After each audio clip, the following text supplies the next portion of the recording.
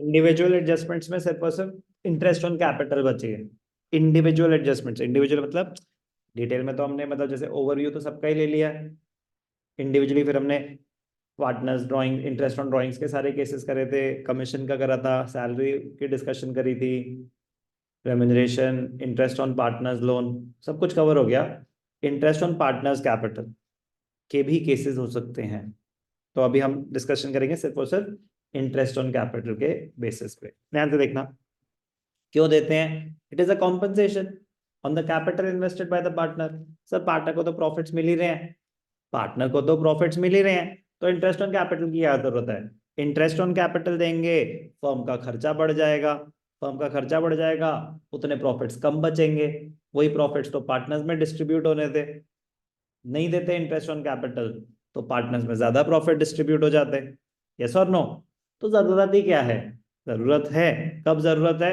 अगर capital unequal आपने introduce करी है तो आपकी कैपिटल 50 लाख है, आपकी कैपिटल 20 लाख है, तो कोई ज्यादा कैपिटल इन्वेस्ट कर रहा है तो उसके पास कोई तो मोटिवेशन होनी चाहिए कि मैं ज्यादा क्यों दूं भैया, मुझे इंटरेस्ट मिलेगा तो ही तो फायदा है। प्रॉफिट शेयरिंग रेशियो अगर इक्वल है तो दिक्कत है ना, फिर प्रॉफिट से हम इक्वल बांट रहे हैं और कैपिटल अलग अलग डाली हुई है। तो इसलिए इंटरेस्ट ऑन कैपिटल कुछ सिनेरियोज में देना एडवाइजेबल रहता है, अगर आपको फेयर ट्रीटमेंट करनी है तो। हम तो तभी करेंगे जब हमें क्वेश्चन बोल रहा है। But logic, why do we pay, why do we provide interest on capital to the partners? It acts as a compensation on the capital invested by the partners. Interest on capital is allowed to compensate a partner for contributing capital to the firm in excess of the profit sharing ratio। की मतलब profit sharing, profit तो दे ही रहे हैं, उसके अलावा। Simple सी बात है, सीधा काम की बात पे आ रहा हूं मैं, ठीक है ना, क्योंकि थ्योरी हम ऑलरेडी कर चुके हैं। रीजंस जस्ट रीड वंस कि भैया when capital contributed by partners are different, when capital, तो प्रॉफिट शेयर इक्वल है और कैपिटल अलग अलग डाल रहे हो, capital are not the same and profit sharing ratio is also not the same, capital increases the earning capacity. तो जितनी ज्यादा कैपिटल इंट्रोड्यूस होगी बिजनेस में उतना ज्यादा पैसा होगा बिजनेस ग्रो करने के लिए। तो you want as much as capital to be introduced in the business, so you have to give some compensation to the partners who are introducing capital। अब इंटरेस्ट ऑन कैपिटल के अलग अलग scenarios हो सकते हैं। एक तो डायरेक्ट क्वेश्चन ऐसा आ सकता है, Alok a partner had a capital of 5 lakh on 1 April 2022। He introduced additional capital of rupees 2 lakh on 1 October 22 and withdrew 1 lakh on 1 January 2023। तो अगर कैपिटल की बात हो रही है ना, विड्रू, तो ही विड्रू इज कैपिटल।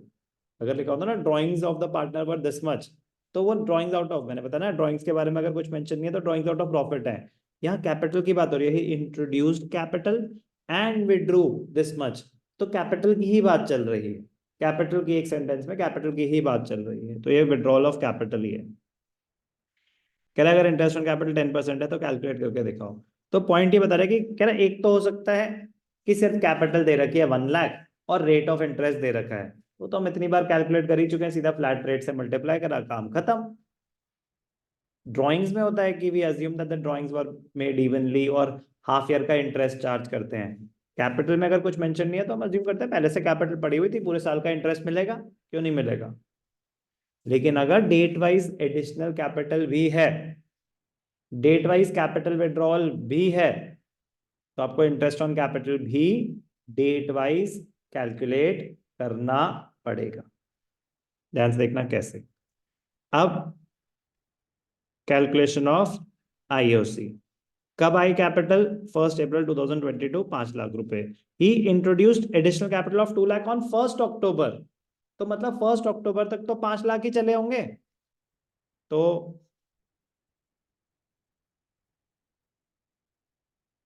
पीरियड कौन सा?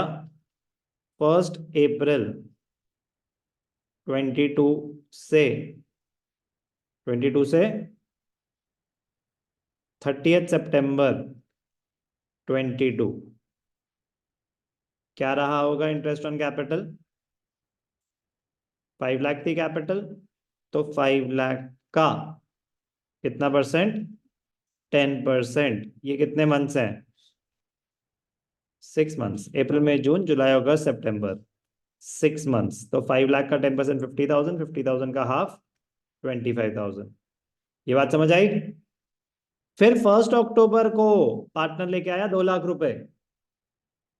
अब उसके बाद चेंज हुआ है 1 जनवरी को, तो मतलब 1 अक्टूबर 22 से लेके 31 दिसंबर 22 तक, अक्टूबर नवंबर दिसंबर, कितनी थी कैपिटल? 5 थी पहले, 2 लाख और लेके आया पार्टनर, तो कितनी हो गई? 7 lakh. Rate of interest is 10%, time period 3 months.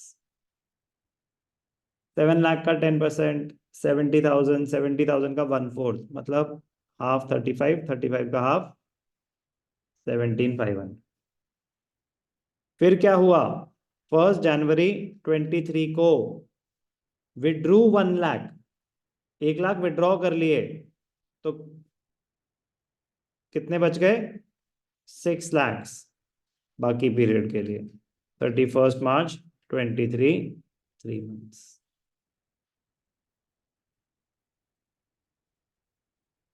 तो 6 लाख का 10%, 60,000, 60,000 का 1/4, 15,000। तो IOD टोटल क्या हो गया? 30, 40, 57,500। तो एक इंटरेस्ट ऑन कैपिटल कैलकुलेट करने का तरीका ये हो सकता है कि हमें डेट वाइज चीजें गिवन हो, कि पहले इतनी कैपिटल थी, फिर कुछ एडिशनल कैपिटल हुई, फिर कुछ विड्रॉल हुई, तो ऐसे डेट वाइज कैलकुलेशन करनी पड़ेगी। क्वेश्चन बताएगा हमें। समझ आई कैलकुलेशन? इंपॉर्टेंट है। When interest on capital is calculated date wise, additional capital भी है क्वेश्चन में और विड्रॉल ऑफ कैपिटल भी है।